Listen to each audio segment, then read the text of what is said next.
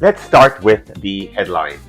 5,946 sales in April 2026. This is a 7% jump from last April. Seasonally adjusted, we are up 6.1% from March. The spring market is officially here, and buyers are finally coming off the sidelines. Despite high interest rates, the sheer lack of inventory is keeping the engine running. We are seeing the highest sales volume of the year so far.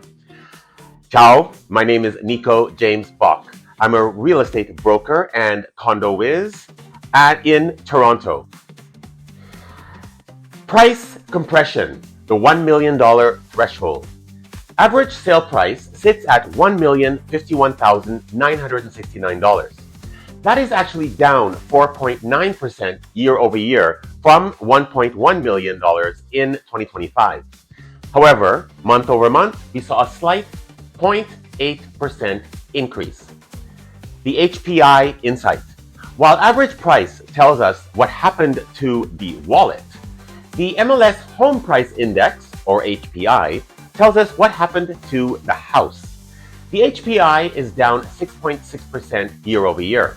Unlike the average price, which can be skewed by a handful of luxury mansions or cheap condos, the HPI acts like a consumer price index for housing. It tracks a benchmark typical home, providing an apples-to-apples comparison of value trends without the noise of high or low-end outliers. It's the most accurate gauge of true market movement.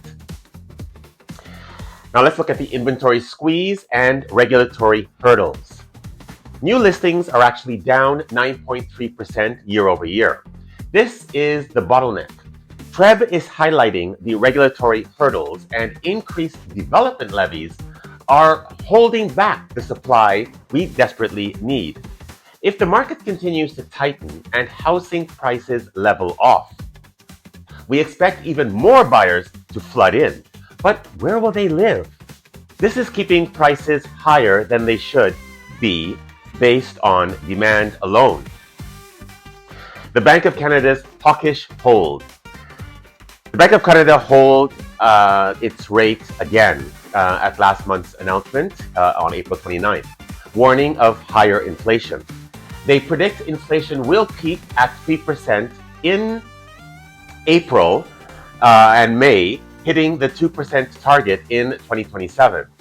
Key risk, oil prices. If oil stays above $90 a barrel, we might see hikes rather than cuts. The neutral rate is now pegged between 2.25% and 3.25%. Economists are split. Some warn of hikes sooner than expected if Middle East tensions escalate. In the world of finance and real estate, hawkish describes an aggressive stance in monetary policy, where a central bank, like the Bank of Canada, prioritizes fighting inflation over stimulating economic growth. Think of it like a hawk circling its prey. The bank is laser focused on rising prices or inflation and is willing to use sharp tools to keep them in check. GDP growth, the ghost in the machine. Canadian GDP grew 0.2% in February, fourth consecutive month of growth. Sounds good, right? Look closer.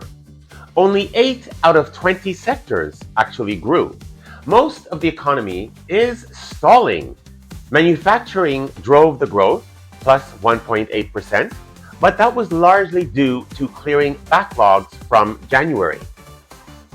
The finance and insurance sectors is up because of debt acquisition, not because people are investing in real estate.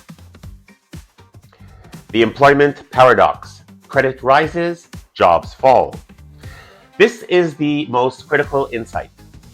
Growth is happening without job creation. There are only 497,200 vacant roles left in Canada, a 5.5% reduction year over year. It's getting harder to find a job. We are seeing credit-driven growth. People are borrowing more to stay afloat, but the labor market is softening. This is a precarious foundation for the housing market. Upcoming conversation buckets. These are the crucial dates. So mark your calendars. Unemployment rate was this past Friday, May the 8th. The inflation rate is coming out on May the 20th.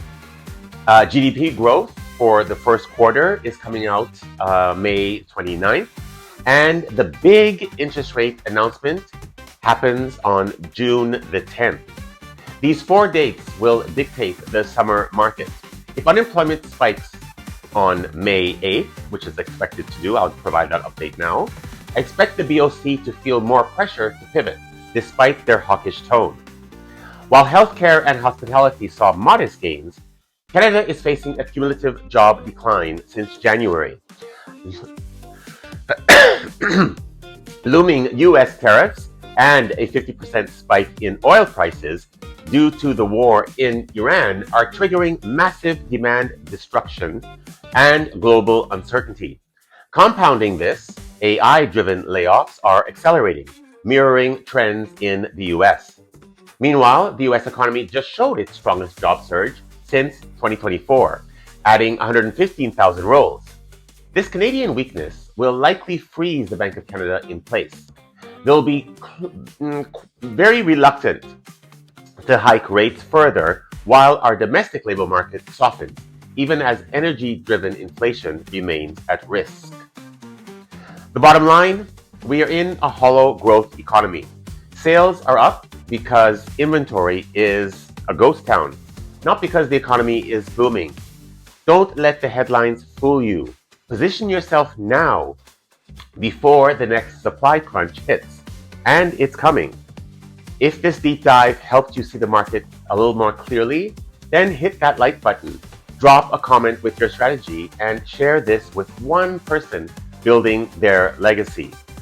There are a lot of changes coming down the pike over the next few weeks as we head deeper into the spring market and into the summer market. So let's grow together using the information that we are gathering from the reliable sources. Let's grow brick by brick. Ciao.